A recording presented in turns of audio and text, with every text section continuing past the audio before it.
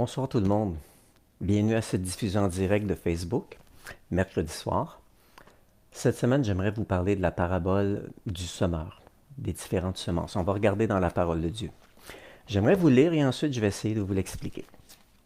Luc chapitre 8, à partir du verset 4. On va le lire premièrement. De chaque ville, des gens venaient à Jésus. Comme une grande foule s'assemblait, il dit cette parabole. Le semeur sortit semer du grain. Comme il semait, une partie des grains tomba au bord du chemin. On marcha dessus et les oiseaux les mangèrent. Une autre partie tomba sur un sol pierreux. Dès que les plantes poussèrent, elles desséchèrent parce qu'elles manquaient d'humidité. Une autre partie tomba dans les ronces qui poussèrent en même temps que les bonnes plantes et les étouffèrent. Mais une autre partie tomba dans la bonne terre. Les plantes poussèrent et produisirent des épis. Chacun portait 100 grains. Et Jésus ajouta, « Celui qui a des oreilles pour entendre, qu'il entende. » Tout de suite après, au verset 9, les disciples lui ont demandé, « Mais qu'est-ce que veut dire cette parabole-là? » Et c'est ce qu'on va essayer de vous expliquer. Je vais essayer de vous l'expliquer avec la notion du cultivateur. Alors, si vous voulez, je vous invite à sortir. Je mets mon chapeau de cultivateur. Je vais aller vous expliquer cette parabole.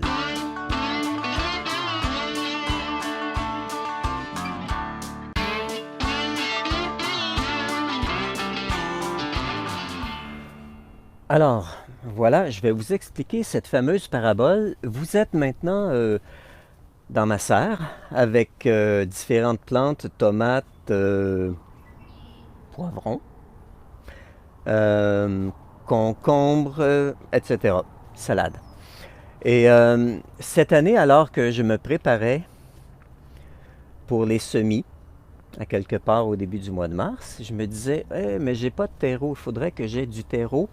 Et j'en avais pas. Et alors, je me suis dit, j'ai différents éléments qui me permettraient de préparer du terreau. Mais c'est quoi un bon terreau? Si vous me permettez, je vais enlever mon chapeau de fermier. Désolé pour les lunettes fumées, c'est la lumière du soleil. Il y a peut-être un peu de bruit de fond parce qu'on est près de la rue Newman, mais on fait avec les bruits de la ville. Donc, je voulais préparer un terreau, alors je me suis dit, tiens, peut-être que je peux trouver une recette. Alors, j'ai fouiné dans mes livres et j'ai trouvé une recette, je dirais expérimentée d'un fermier qui l'utilise depuis une vingtaine d'années, qui travaille en biologique. Alors, je me suis dit, tiens, je vais trouver les ingrédients et je vais préparer cette fameuse recette de terreau. Et cette recette-là, je ne vous la dirai pas, mais cette recette-là que j'ai préparée, finalement, j'ai réalisé que c'était encore meilleur que je dirais les recettes de terreau qu'on achète au marché. Les plantes sont verdoyantes, elles aiment ce terreau-là, elles aiment la bonne terre. Et ça m'a rappelé cette parabole du semeur. Et je veux y revenir. Tantôt, je vous ai lu la parabole quand on était dans la maison. Et les disciples ont posé la question à Jésus, « Peux-tu nous expliquer cette parabole-là? Qu'est-ce qu'elle veut dire? » Et Jésus leur explique. Et c'est intéressant parce qu'il dit, juste avant, il dit, « Il vous a été donné de connaître les mystères du règne de Dieu, mais aux autres gens, ils sont présentés sous forme de paraboles. » Et Jésus ne se prive pas de leur expliquer cette fameuse parabole de la semence. Et j'ai ma Bible, mais je l'ai retirée aussi de la version français, la nouvelle Bible en français courant, que je trouve intéressant. Et voici comment Jésus explique cette parabole-là, toujours dans Luc, chapitre 8. Il dit, voici ce que signifie cette parabole. La semence, c'est la parole de Dieu. Intéressant. La parole de Dieu, c'est une semence. Certains sont au bord du chemin où tombe le grain. Ils entendent, mais le diable arrive et enlève la parole de leur cœur pour les empêcher de croire et d'être sauvés. Verset 13, « D'autres sont comme un sol pierreux. Ils entendent la parole et la reçoivent avec joie. Mais ils ne la laissent pas s'enraciner. Ils ne croient qu'un moment et ils abandonnent la foi quand survient l'épreuve. » Ou dans Matthieu 13, quand survient les épreuves à cause de la parole. On continue. La semence qui tombe dans les ronces représente ceux qui entendent mais il se laisse étouffer en chemin par les préoccupations, la richesse et les plaisirs de la vie, et il ne donne pas de fruits mûrs. La semence qui tombe dans la bonne terre représente les personnes qui écoutent la parole, qui la gardent dans un cœur bon et bien disposé, et qui portent des fruits grâce à leur persévérance. Je trouve ça vraiment intéressant, cette parabole-là, parce que Jésus prend une parabole, et au début, peut-être que les disciples ne s'attendaient pas à ce genre de parabole-là, alors ils disent, mais explique-nous. Et dans cette explication, la parole de Dieu, c'est comme une semence. Donc, c'est comme si Jésus est en train de dire les paroles que Dieu prononce, les paroles qu'on retrouve dans la Bible, doivent porter un fruit dans le sol dans lequel ils sont semés. Et ce fameux sol, c'est notre cœur, le cœur humain. Et on peut avoir différentes dispositions de cœur qui vont faire que la parole de Dieu n'aura pas l'effet que Dieu désire qu'elle ait, en réalité. Donc, Jésus dit, voici ce que veut dire cette parabole-là. La semence, c'est la parole de Dieu. Donc, la parole de Dieu, Dieu la voit comme une semence. Je vais garder mes papiers dans ma main, ça va être plus facile. Dieu voit la parole comme une semence. C'est-à-dire, cette parole-là doit porter un fruit dans notre vie. Et Jésus parle de 4 terrains différents. Il parle le long du chemin, il parle le long le sol pierreux. Et si vous avez remarqué, souvent on met de la pierre à différents endroits, comme vous voyez sur la photo, pour simplement empêcher l'herbe et les plantes qui sont indésirables de pousser. On pose des tuiles sur le sol, des pavés, comme on l'appelle en bon français. On met des pavés sur le sol et on s'assure de mettre des joints étanches pour éviter que les mauvaises herbes poussent et qu'on ait des plantes qui sortent un peu partout dans notre jardin ou sur nos trottoirs. L'autre sol, c'est là où il y a des ronces, des épines, des arbustes qui poussent. Ça va pousser en même temps que la semence, mais ça va complètement l'étouffer. Et on parle ensuite du sol, qui est la bonne terre. Il ne faut pas se méprendre. Chacun de ces sols-là, en réalité, représente juste différentes attitudes de cœur. Jésus considère que de prendre soin de notre cœur est tellement important que c'est ce qui va faire la différence entre la parole de Dieu qu'on reçoit, on lit la Bible, on écoute un message comme vous faites présentement, cette parole qu'on entend, on la croit ou non, dans une mesure plus grande ou moins grande, on la considère importante pour y ajuster nos vies, en se disant si ça c'est vrai, qu'est-ce qui doit changer dans ma vie? Et de cette manière-là, on porte du fruit dans une plus ou moins grande mesure. Et ici, il y avait une grande foule qui pour eux, Jésus dit, moi pour eux, je leur parle en parabole, afin qu'ils entendent, ils ne comprennent pas. Mais il termine la parabole en disant que celui qui a des oreilles pour entendre, entende. C'est-à-dire, ce que je dis est vraiment important, mais on va le recevoir dans la mesure où notre cœur est ouvert et où on porte attention de dire, on accorde la valeur à ce que la parole veut dire. On est dans ces temps de confinement, dans des temps difficiles pour certains, et on voit ici dans la parabole de Jésus qu'il y a les préoccupations de la vie qui sont présentes. Et Jésus nous dit que les préoccupations de la vie étouffent, littéralement, étouffent la parole. Les préoccupations, les richesses et les plaisirs de la vie vont étouffer la parole et vont faire qu'on ne va pas donner de fruits mûrs. Et de quel fruit on parle en réalité? On parle que la parole, c'est comme une semence, que notre cœur est comme un terrain, comme je parlais tout à l'heure. Un bon terreau va nous permettre d'avoir des plantes en santé, qui vont pousser, qui vont être bien vertes, en pleine santé. Notre cœur est ce genre de terrain-là. Il doit être ce genre de terrain-là qui va recevoir la parole et qui va porter du fruit. Certaines des semences, donc la parole peut être prononcée, mais lorsque le cœur n'est pas attentif, on ne va pas comprendre. Littéralement, cette parole-là ne va pas être comprise. Dans Matthieu 13, ça dit littéralement ceux qui entendent la parole et ne comprennent pas. La parole, parler du royaume en réalité, qu'on retrouve dans Matthieu 13, la même parabole, qui est dite un peu différemment, et ils ne comprennent pas. On peut écouter la parole en étant inattentif, en ne portant pas attention, en disant « Hey, ça c'est la parole de Dieu ». de ce Dieu d'amour qui veut se révéler à moi. Et si c'est le cas, cette parole-là n'aura aucun effet. Ce n'est pas à cause de la parole, c'est à cause que le terrain sur lequel la parole est semée est trop dur. On parle du chemin, on parle d'un cœur endurci, ou on parle d'un cœur qui est nonchalant, un cœur que je n'ai pas entretenu. Donc de là l'importance de notre cœur, de s'assurer d'avoir la bonne attitude, de s'assurer de marcher avec un cœur honnête, sincère. Le deuxième sol, comme on avait vu tout à l'heure, là où il y a des rochers et autres, c'est comme celui qui reçoit la parole, il s'y attache pour un moment.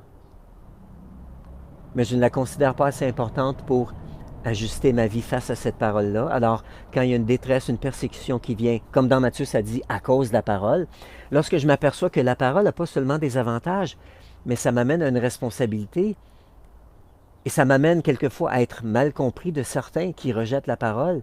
Alors non, je préfère rejeter ce que Dieu dit, pas croire dans ces choses-là.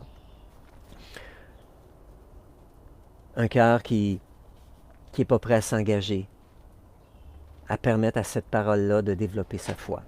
Le troisième terrain, on parle des épines, on parle des buissons qui poussent, qui sont denses, à un point tel que on ne va rien semer. Et c'est un peu la même chose sur mon terrain, là où je mets des arbustes. Je ne vais pas aller planter des légumes sous cet arbuste-là, je vais plutôt les mettre dans un endroit dégagé, en plein soleil.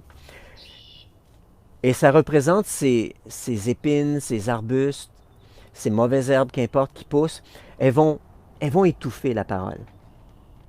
C'est la raison pour laquelle dans chacun des pots ici où il y a des légumes, je me suis assuré, s'il y a des mauvaises herbes qui poussent, de les enlever, de les arracher, pour que tous les nutriments qui sont dans le sol, dans le terreau, puissent être bénéfiques pour la plante et non pour une mauvaise herbe qui va aller chercher les nutriments que la plante a besoin. Et cette plante-là, Jésus a dit, la semence, c'est la parole. Dieu désire que cette parole-là porte du fruit dans notre vie. Et ce fruit-là, c'est la foi. Et lorsqu'il y a une mauvaise herbe qui pousse, lorsque les préoccupations du monde ou l'attrait trompeur des richesses étouffent la parole, ce que ça produit, eh bien, je préfère les richesses, je préfère les plaisirs du monde à ce que la parole me dit. Et cette parole-là, ou cette foi, ne peut pas grandir. Je ne suis pas capable de croire que Dieu va prendre soin de moi. Alors je préfère prendre le contrôle de ma vie. Parce que j'ai peur de laisser le contrôle à Dieu et que ce qui va se passer, ce n'est pas le résultat que je désire. Et le dernier terrain, c'est ce que je veux parler. Le dernier terrain dit, d'autres enfin reçoivent la semence dans la bonne terre. Ils entendent la parole et la comprennent. Ils portent des fruits, l'un 100, un autre 60 et un autre 30. Je trouve ça vraiment intéressant.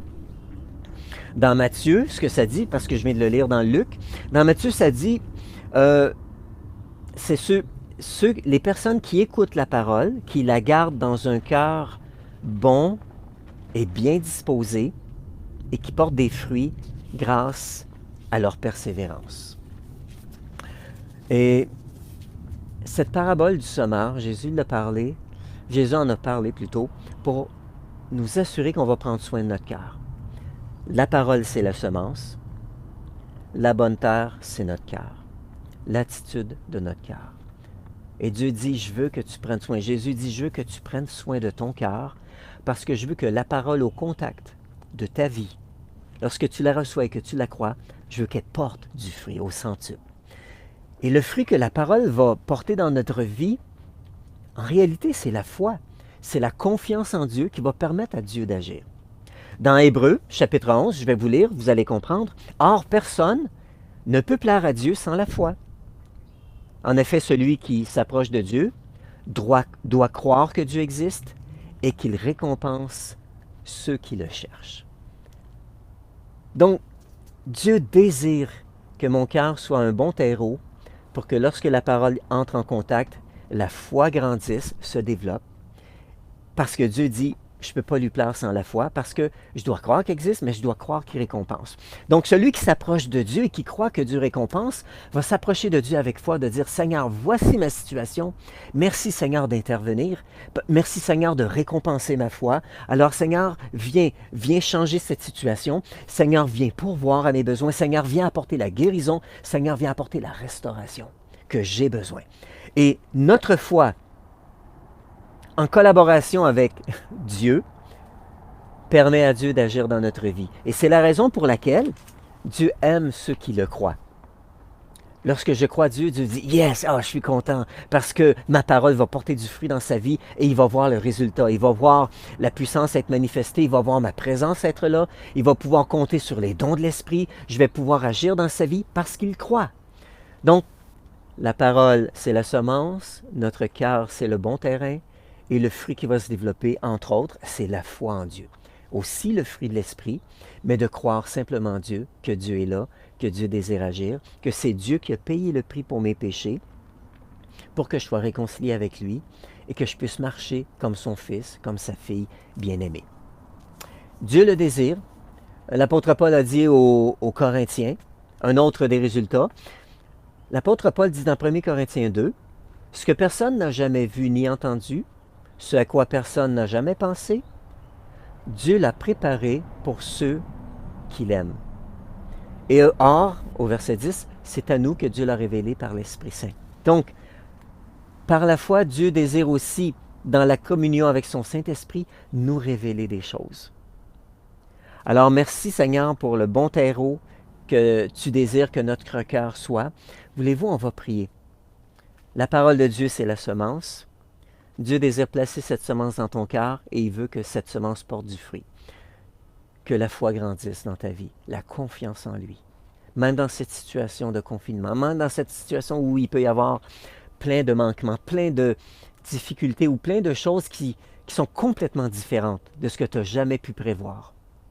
Vous savez, je parlais avec le groupe entre nous hier et je disais en réalité la solution aux inquiétudes, c'est très simple, c'est de décider d'arrêter de croire que la paix va venir du fait que j'ai le contrôle de ma vie et décider de croire que Dieu, je suis important à ses yeux, je vaux beaucoup pour lui et que lui veut prendre soin de ma vie.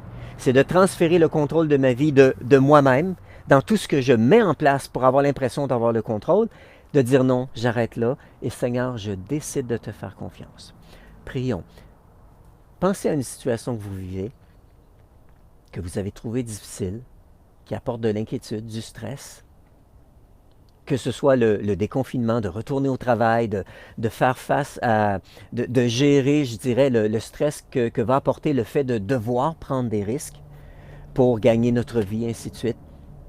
Qu'importe votre situation, voulez-vous, on va la porter devant Dieu. Prions.